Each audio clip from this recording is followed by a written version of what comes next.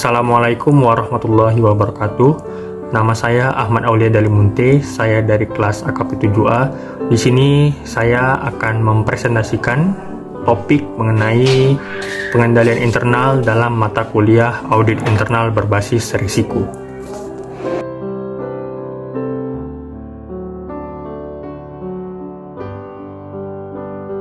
Yang pertama yang akan kita bahas yaitu berkenaan mengenai pengendalian internal, definisi dan tujuannya. Yang kedua ada 17 prinsip pengendalian internal. Yang ketiga ada komponen pengendalian internal, terdiri dari lingkungan pengendalian, penilaian risiko, kegiatan pengendalian, informasi dan komunikasi, serta kegiatan pemantauan.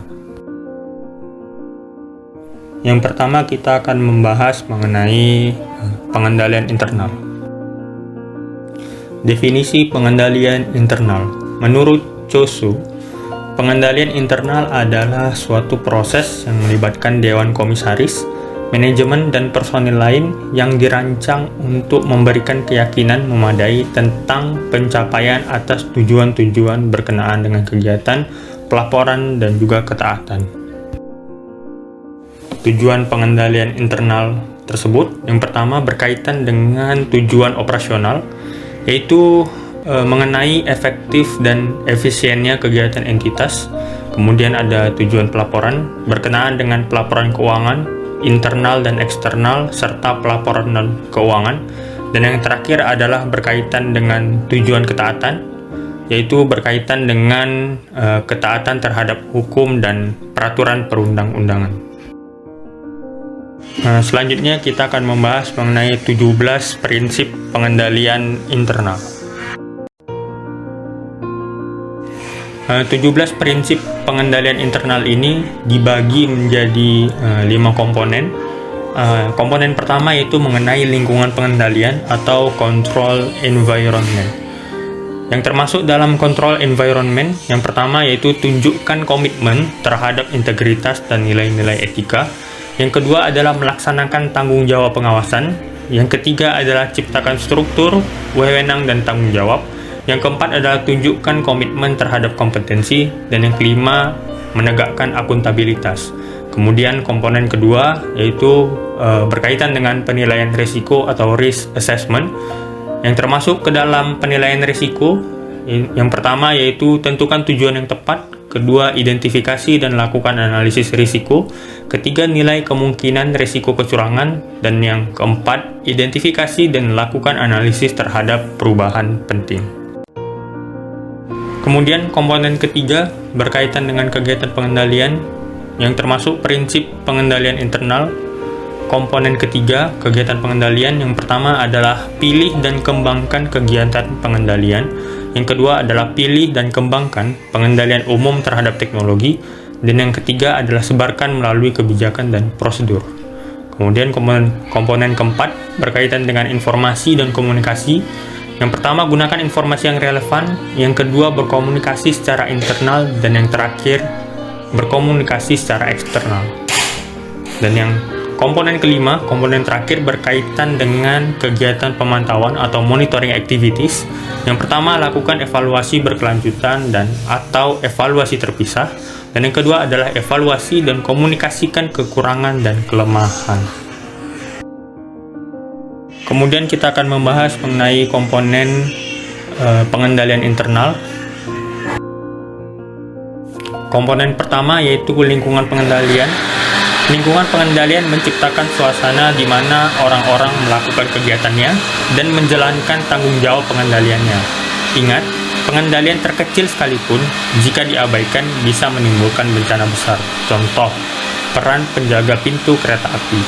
Lingkungan pengendalian merupakan landasan yang di atasnya sistem pengendalian internal dibangun dan dijalankan untuk yang pertama, mencapai tujuan-tujuan strategis. Yang kedua, menghasilkan pelaporan keuangan yang dapat diandalkan, baik pelaporan keuangan untuk para pemangku kepentingan internal maupun eksternal. Yang ketiga, berjalannya usaha secara efektif dan efisien. Yang keempat, taat terhadap semua ketentuan hukum dan perundang-undangan. Dan yang kelima adalah untuk mengamankan aset yang ada dalam perusahaan. Dan kemudian kita akan memasuki penilaian risiko atau risk assessment.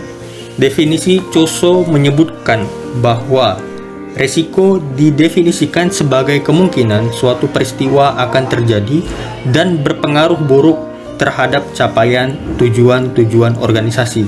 Penilaian risiko meliputi proses yang dinamis dan berulang-ulang untuk mengidentifikasi dan menilai risiko yang berdampak terhadap tercapainya tujuan.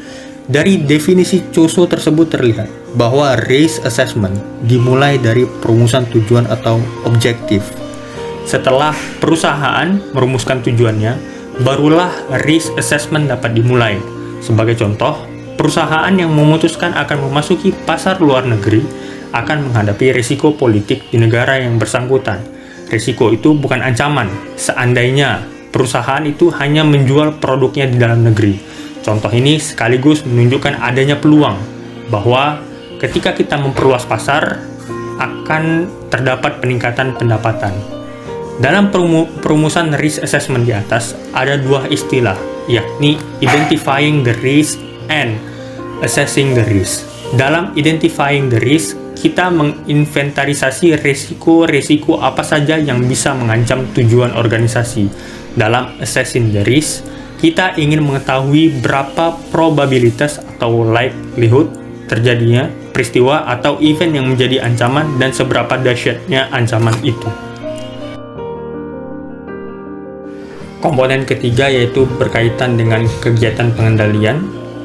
Kegiatan pengendalian adalah tindakan yang diambil direksi atau dewan komisaris, manajemen, dan pihak-pihak lain untuk menangani risiko atau mitigate risks dan meningkatkan potensi tercapainya tujuan dan sasaran perusahaan.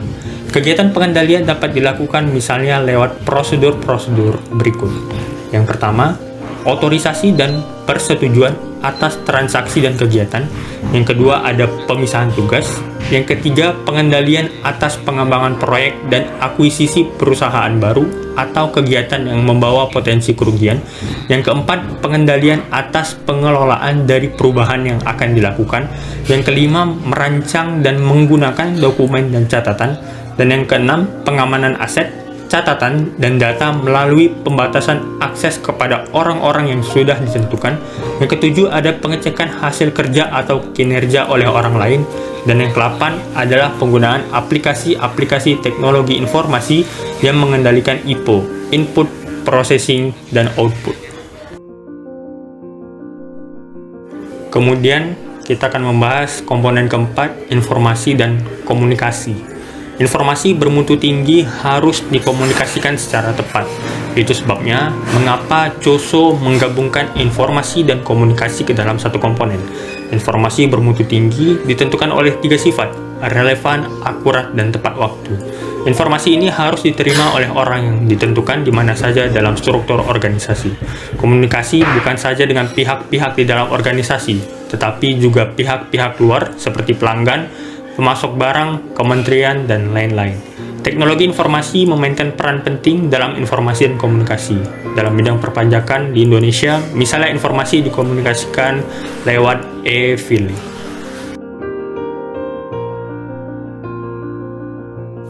Komponen yang terakhir yaitu kegiatan pemantauan atau monitoring activities.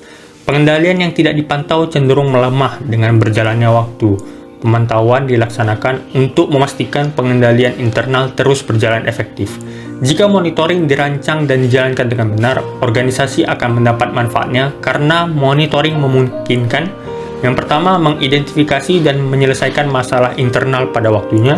Kedua, menghasilkan informasi yang lebih akurat dan terpercaya untuk pengambilan keputusan. Yang ketiga, menghasilkan laporan keuangan yang akurat dan terpercaya. Serta terakhir, diterbitkannya sertifikasi atau asersi secara periodik mengenai efektifnya pengendalian internal. Masih dalam bahasan kegiatan pemantauan atau monitoring activities, luas pemantauan organisasi dapat memilih bermacam-macam prosedur pemantauan. Misalnya, 1. Evaluasi periodik dan pengujian mengenai pengendalian yang ada oleh audit internal. Kedua, program pemantauan yang terus-menerus yang ditanam dalam sistem informasi. Yang ketiga, analisis dan tindak lanjut atas laporan operasional atau indikator yang dipakai untuk menemukan adanya penyimpangan atau anomali yang menandakan gagal kendali. Yang keempat, review yang bersifat mengawasi atas pengendalian seperti pencocokan sebagai bagian yang normal suatu pemrosesan data. Dan yang kelima, penilaian mandiri atau self-assessment oleh direksi atau dewan komisaris dan manajemen mengenai apakah mereka sudah menjadi panutan buat organisasi dan seberapa efektifnya fungsi pengawasan. Yang keenam, komite audit secara efektif bertanya kepada auditor internal dan eksternal. Dan yang terakhir, review untuk memastikan mutu kerja atas bagian audit internal atau SPI.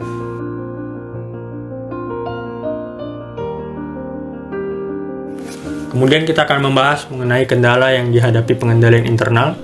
Yang pertama yaitu kesalahan manusia dalam membuat pertimbangan atau human judgment. Sebagai contoh, kita ambil bahwa perusahaan menerbitkan aturan-aturan atau menetapkan ukuran kuantitatif. Misalnya besarnya kesalahan dalam rupiah tidak boleh melampaui 2%. Pendekatan ini mengandung kelemahan karena membatasi seseorang menggunakan akal dan pikiran. Dalam contoh kesalahan 2%, seseorang yang terlatih membuat keputusan mungkin saja melihat adanya pertimbangan kualitatif lain yang membuat kesalahan sebesar 1% bukan kesalahan yang imaterial. Yang kedua, pimpinan bisa saja memutuskan lain dari aturan atau override internal control. Yang sering digunakan pimpinan adalah kesalahan itu tidak material jika batas material atau tidaknya merupakan kewenangan dari pembuat keputusan atau pimpinan.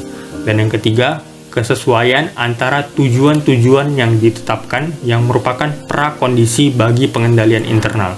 Tujuan-tujuan yang semula dibuat dan yang menjadi dasar dari aturan-aturan pengendalian internal kemudian diubah atau berubah. Contoh perubahan dalam risk appetite.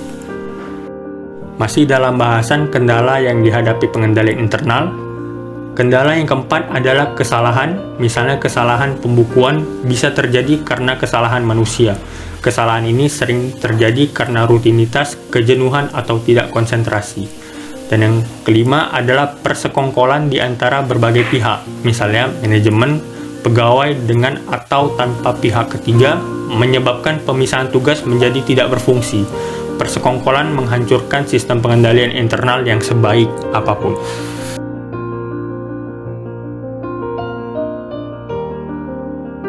Demikian presentasi saya, semoga bermanfaat.